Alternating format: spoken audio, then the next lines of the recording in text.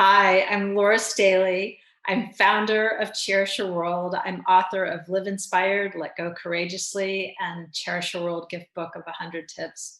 I passionately guide people to a holistic transformation of their physical spaces, limiting beliefs, heart, soul, mind, body. Catch me this week on the Jessie T Show. I'm so honored to be here.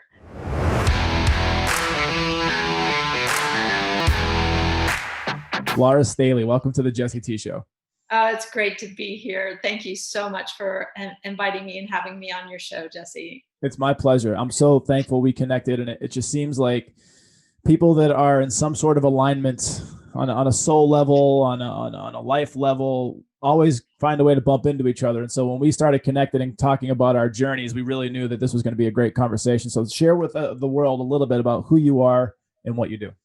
Oh, I'd be happy to. Wow, who I am was maybe okay, that radiant beam of what, no. So I'm founder of Cherish Your World. I'm an author of 3 books, actually a fourth one in the queue called Abundant Heart. Excited to be sharing about that in the future.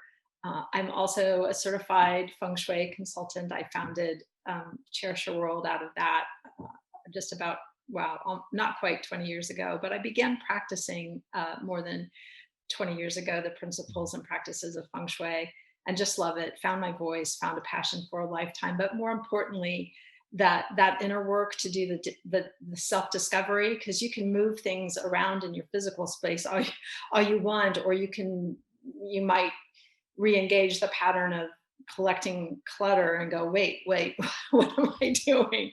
So with that deep wisdom, you just make better choices. So I get very passionate lately about guiding people to their own inner voice, their own inner wisdom, to shed those limiting beliefs, to process through what might gotten stuck and unresolved in their own hearts as I walk that walk, right? I'm a teacher, I'm a student, I'm a guide, and I'm a lifelong learner, all of those things. Love it. So, and I've walked a very rocky road to get to this juncture and this conversation with you. And it's with utter gratitude that I share and be in this conversation with you today. It's a beautiful journey, and we all want to hear it. So share with us a little bit about the journey, and then also after we get through the journey piece of it, let's talk about feng shui. So I want to hear in detail about the experience of that, but talk a little bit about your journey and some of the things that you've overcome to get to today.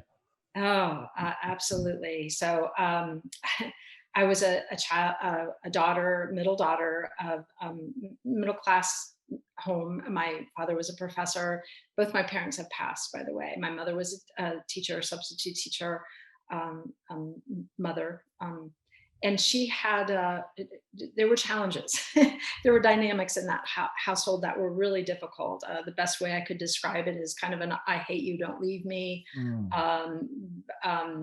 scapegoat, very much the chosen. And it wasn't an alcoholic household, but one filled with chaos and emotional trauma. Yes. And I often it was terrifying and traumatizing, honestly.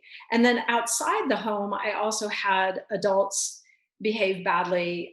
So there was molestation when I was 3, 9, and then a rape that I lost my virginity at 19. Wow. So that's in the mix, as well as kind of little big things in that cauldron of trying to figure out what it meant to be human, and what it meant to be loved, and what it meant to feel safe in my own container, what it meant to feel deeply valuable. Because one of the things that I heard constantly was I was a worthless piece of bad word. And that became the inner bully, if you will. I mean, a lot of those words that are said to children and that were said to me as a child became my internal, what some people call an inner critic or inner bully. So overcoming those deep beliefs that I just shouldn't exist. Right. I felt like I had to earn my right to exist. Now, I happen to choose the pathway of, oh my gosh, I must become the kindest, most perfect little girl ever, right? So I had at it, right? Straight A's in school. I mentioned earlier when we were talking about the trophies I earned in swimming, and nothing, like wow. And then I went on to earn a PhD in political science from the Ohio State University, which I'm deeply proud of.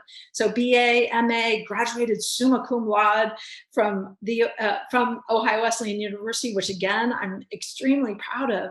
But here's the thing: none of that had me somehow meet the mark. Mm. I was still called, and it just it was like wow. And when I was joyful, nobody can be that happy. And when I was sad, well, it must be your fault. I mean, it was just like blah, blah, blah. Right. And so inside of that, and the efforts to perfect myself, um, I you could look at my resume, Jesse, and go, wow, what an accomplished woman. And she was a full-time mother, and now she worked as a college professor at Ohio. She returned to Ohio Wesleyan and gave back, and got to teach there. Oh, what an and yet inside, right, in my internal world, in my emotional world, and in my mind, I had all of these traumas, including a hospitalization that happened at 14 years old after I had been in church camp, witnessed the rape of my tent mate, told the truth, but then was told, you can't tell your parents because this never happened. And even if it did, don't you know that your counselor would be fired and they'd blame you? You would be at fault. You would be blamed for the firing of the counselor, and just, like the whole 9 yards. It's still a tiny bit of a mystery, but I do believe that I got that drugs happened, and that set off me in a disconnect and a spiritual waking from my own body and soul. I mean, I was here, but not here.